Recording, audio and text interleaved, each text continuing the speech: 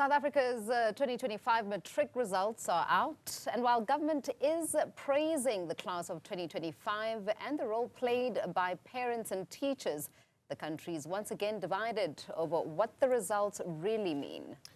Build One South Africa leader Mmusi Maimane says the public is being misled, arguing that relying on a so-called 30% pass mark masks deeper failures in the system and that the country needs urgent reform, not celebratory headlines. Government, however, insists that the 30% is not the Matric pass mark and that the NSC is earned through multiple subject thresholds and different pass pathways. The big question is, are we measuring success honestly, and what reforms would actually change outcomes for learners, especially in township and rural schools? For more on this, we're joined by co-founder and deputy leader of Build One South Africa, Nobuntu Hlazo-Webster, and ActionSA Parliamentary Chief Whip Lerato Ngobeni. Very good afternoon to you, ladies. Both, thank you so much for speaking to us. Nobuntu, let's start off with you, and let's talk about the 30% pass rate. What is your understanding of it, and obviously its implications? Good afternoon, and good afternoon to all the viewers of Newzroom Afrika. Maybe let me start here. I want to start by congratulating the learners who passed and their families and their teachers, because just because we have systemic failure, it does not mean that we don't acknowledge the work of learners and the work of their families and in getting them through that line. It's incredibly important to congratulate them and wish them well for the future. But now, when you look at the system and when you look at what we actually see in reality, once young people have passed this threshold, is the reality that in order to pass or in order to get an NSC certificate, a Matric pass requirement is that you need to pass a home language by 40%, 2 subjects 40%, and then you can pass 3 subjects at 30%. And the reality is that that kind of pass has consequences for young people. There's consequences when it comes to young people and their entry into higher institutions of higher learning. You find that when we look now at only about 15%, when you look at historical records and historical trends, only about 15% of young people will enter into university. When you even look at TVET entrance requirements, people often say, no, but not everyone's going to university. Some young people may want to go to TVET colleges, etc.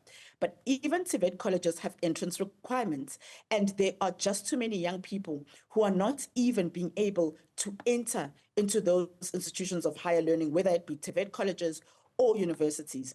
And once they are in there, the throughput rate is then increasingly low as well because of the quality of pass.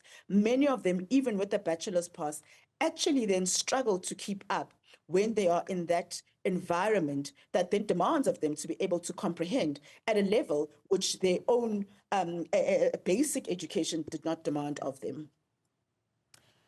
So, Lerato, you know, unlike BOSA, you as ActionSA are tracking the exit phase, so from grade 10 to grade 12, whereas BOSA has been tracking grade 1 and their performance. You've accused government of shrinking the denominator to inflate the pass rate. Talk to us about that and what metric you used. Thank you very much, and good afternoon to everyone. I think on this one, ourselves and BOSA are absolutely agreeing with one another in terms of what this means for learners in our system. And so for us, we've used what we call the cohort methodology, which would then take grade 10 learners who entered into the system, which we have calculated at just over 1 million learners. If you look at those who have done so for 2024, the class of 2024, the class of 2025, the numbers aren't very clear. But if you were to go on the law of averages and probabilities, you'd find that possibly the same number applies. And so for us, we looked at that and we said, okay, if you count how many learners went into grade 10 3 years ago and how many of that same group passed Matric last year, you divide the second number by the first number, and that's how we get to the 50.7% pass mark. And it is important for South Africa to track that because it doesn't only make it a stark reality that what we currently have in the system is a system that is not performing at its optimal. We cannot leave the children who have left the system, whether or not they have gone into the vocational path or they have gone in other ways or they've dropped out. It is important for us to be able to track them, because how do you measure what the potential of the country's future and youth is going to be if you're not tracking these learners? And so that's how really we've come to it. And we're saying that South Africans really need to not celebrate mediocrity, look at the reality of what the system is producing, and also raise the stakes and not say that, try to explain away the 30% pass mark. And I think Nobuntu has done a very good job of explaining exactly what that looks like. Even if you were to raise the pass mark to 40%, you're not doing our children any justice.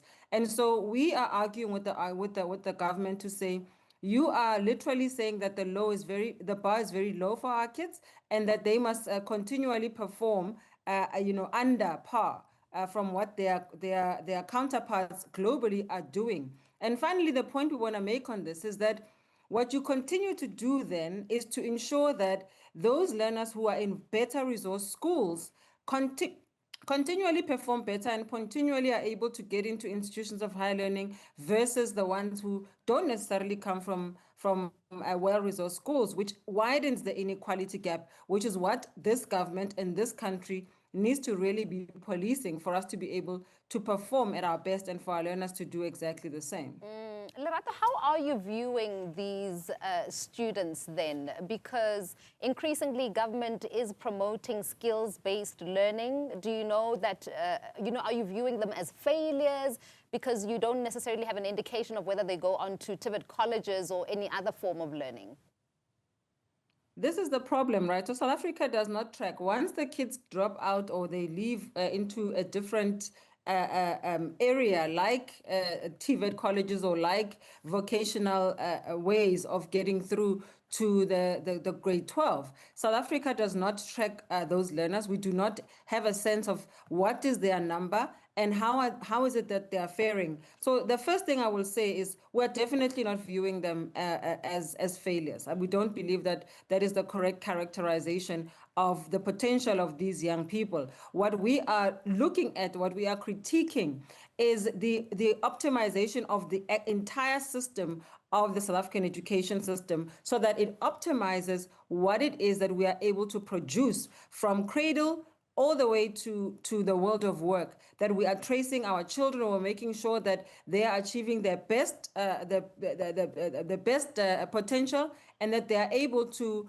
actually function in the world of work and also have opportunities globally that they can access, as opposed to dropping out and having those opportunities not being accessed by South African students. And so that's really what we are concerned about. We are concerned about that because increasingly, the global market for jobs, for skills, for opportunities is widening. And so now you've got introductions of things like AI, and of course you've got now the 4IR that has kicked in. We do not want our children to be left behind, and we can't say we're not going to attract them just because that they've dropped out. If they've dropped out, they did not drop out of school, they've dropped out of the system, and the system has got a fundamental fiduciary responsibility to ensure that that is minimized at all costs possible.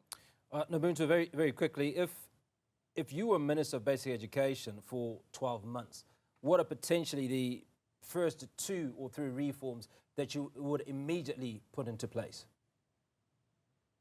So before we even get there, I really want to pick up on something that Lerato spoke about when it comes to international standards. We asked the minister in Parliament, where else globally there's a 30% mark allowed, and there's still no answer that the minister has provided. And that was because we wanted to know, where is the reference? Where's the reference point and where's the modeling for this kind of system in South Africa? TIMS and PEARLS, which are assessment standards across the world, according to those, only 20% of learners are performing at age-appropriate levels in South Africa. 81% cannot read for meaning by the age of 10. And South Africa ranks 107 out of 141 for future workplace skills readiness. And so the system itself is completely not performing adequately in order to set up young people for a future at all. And these are some of the indicators that contribute to the level of youth unemployment that we see in this country. And so when we call for an increase of the 30% pass mark, we're not saying this must happen in isolation. We, first of all, are in full support of the reforms that are happening in early childhood development, and we've been vocal about this. So to answer your question, that is something that needs to be continued within the education system to ensure that there is a solid foundation that is laid for young people. We need to make sure, secondly, that you capacitate and resource the education system well. We need to pay teachers better. We need to pay educators better. We need to incentivize teachers to be able to equip them better and even improve their ability to be able to deliver for young people and their qualifications in the workplace. And lastly, we need to resource not only from a human perspective and making sure that we have enough teachers, making sure that they are trained adequately, but we need to resource in terms of infrastructure for schools to make sure that the system then can adequately support a reform of more than 30%, 50% minimum as what we're asking for as a subject pass for every single subject in the education system. All right, that's where we leave that conversation. Seem to be aligned. Co-founder and deputy leader of Bosu, Nobuntu, Hlazo-Webster, and ActionSA's Parliamentary Chief Whip, Lerato Ngobeni, are both advocating for an increase from that pass mark of 30% currently to a minimum of 50%.